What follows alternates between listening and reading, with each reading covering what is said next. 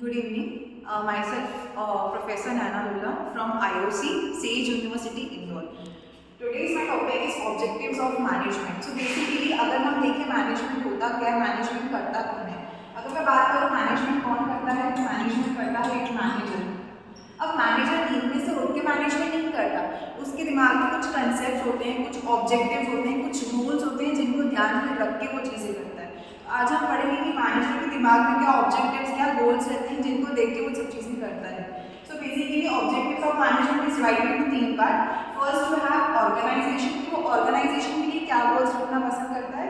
Social, जहाँ पर वो काफ़ी लोगों को अपने साथ लेके चलता है एज ए टीम, तो टीम के लिए वो क्या ऑब्जेक्टिव्स रखेगा, सोसाइटी के हिसाब से वो क्या ऑब्जेक्टिव्स रखेगा, और पर्सनल, और वो अपने पर्सनल चीज़ों के लिए क्या ऑब्जेक्टिव्स रखेगा रिलेटेड टू द ऑर्गेनाइजेशन।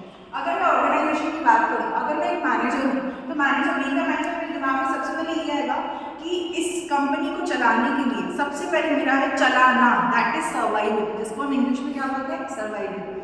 मैं ऐसी चीज़ों को इन्वेंट करूँ, ऐसी पॉलिसीज लाऊँ, ऐसी टीम बनाऊँ, ऐसा काम बांटूँ, ऐसा काम करवाऊँ, ऐसे मैनेजमेंट करूँ जो मेरे सर्वाइवल है वो लॉन्ग टर्म के लिए हो, मार्केट में मैं अच्छी तरीके से सर्वाइव कर पाऊँ। ये उनका सबसे पहला ऑर्गेनाइजेशनल ऑब्जेक्टिव होता है।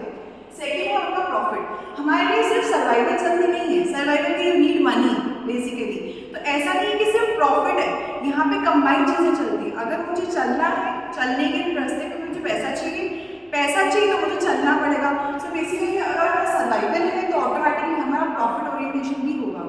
इसी के साथ साथ अगर मैं लॉन्ग टर्म में चलती हूँ तो ऑटोमेटिकली मेरी कंपनी की ग्रोथ होगी, ना कि सिर्फ मेरी कंपनी की, अलॉन्ग विद दैट मेरे ऑर्गेनाइजेशन की, मेरे टीम मेंबर्स की, आगे चल के जो मेरे पीयर मेंबर्स होंगे सबकी। तो बेसिकली यहाँ पर ऑर्गेनाइजेशन में हम एक साथ आते हैं तो ग्रोथ भी सबकी एक साथ होगी। सेकेंड ऑब्जेक्टिव है आपका सोशल। यहाँ मुझे ध्यान रखना है कि मैं अपने एम्प्लॉयज़ को खुश रख पाती हूँ कि नहीं। अब खुश रखना ऐसा नहीं होता उनकी तारीफ करना, खुश रखने का मतलब ये होता है उनको प्रॉपर वेजेस मिलना, उनको एक्सप्लॉयटेशन से बचाना, उनके काम को एप्रिशिएट करना, ऐसी कुछ एक्टिविटीज़ करना जिससे सोसाइटी को हमारी तरफ से कुछ बेनिफिट मिले।